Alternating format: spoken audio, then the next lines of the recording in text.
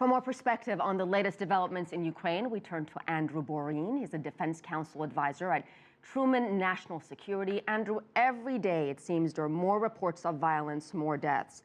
And now it has affected the southern city of Odessa. Is there concern that this conflict is spreading beyond eastern Ukraine, now going to Odessa, and could it possibly spread to other parts of Ukraine? I think that's a fair concern. Certainly the reports we've seen over the last few days, obviously in eastern Ukraine, there was the shoot down of 2 Ukrainian military helicopters and the fire in Odessa with the mass deaths, and certainly the rioting at the police station resulting in a release of some detainees there recently indicate there has been a significant escalation in the amount of violence throughout Ukraine, certainly in the southern regions from east to west, and I think it is safe to be concerned. How much control does Vladimir Putin have over these supporters or separatists, as you'd say?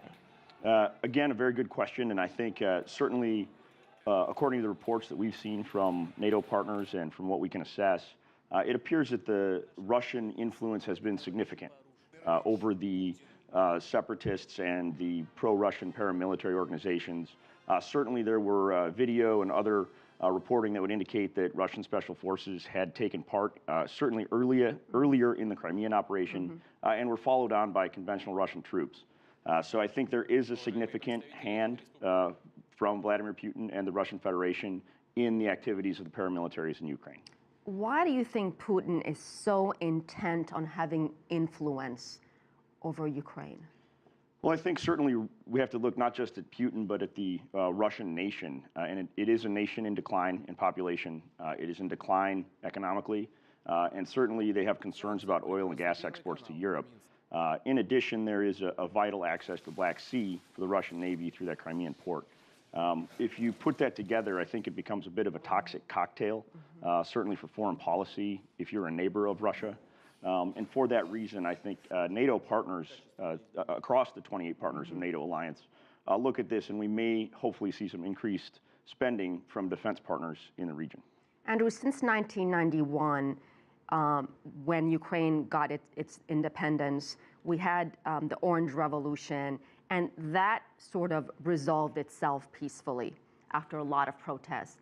Why is this conflict so different this time around?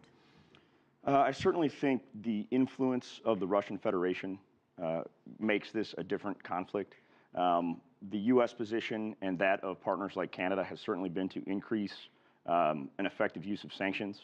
I think there is another round of more punishing sanctions that could be leveraged upon the Russian Federation. Will sanctions really make a difference? They will be felt. And with sanctions, I think it's important that you don't see a nation take an all-out approach to sanctions, because for them to work in a diplomatic process, in a non-military confrontation, they have to be done in a graded way. Otherwise, you end up in an all-or-nothing position. And I think that's not the position at this point of the United States, certainly not of NATO allies. But overall, the policy is to support the Ukrainian government and to support allies in the region. Do you think the Ukrainian government shares any of the blame in this conflict? That's a question I don't actually feel comfortable answering, because I think there are so many different stakeholders and different parties to the conflict that need to be considered. But undoubtedly, the influence of Russia on the escalation and violence needs to be reduced. Senator Kerry called upon Sergei Lavrov recently, I think as recently as today, had a conversation calling on the Russians to step back their influence with the paramilitaries and reduce the violence in Ukraine. And I think that will continue to be U.S. policy moving forward. What do you think Putin's next move is going to be? That's a good question. I think the considerations, not just for Putin again, but for the entire command authority throughout Russia, we have reports that there are 40,000 Russian troops near the Ukrainian border.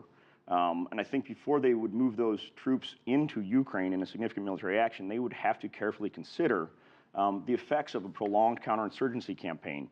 Many people in Ukraine are not pro-Russia supporters. And I think that, again, right now, all hope is on a diplomatic resolution. All hope is on a continued dialogue in which Ukraine has a say in its own future. So I think that's, again, all hope is on diplomacy, and any further escalation of violence is undoubtedly going to be costly for the Russian Federation. Okay, thank you so much, Andrew Borene. We appreciate your perspective. Thank you.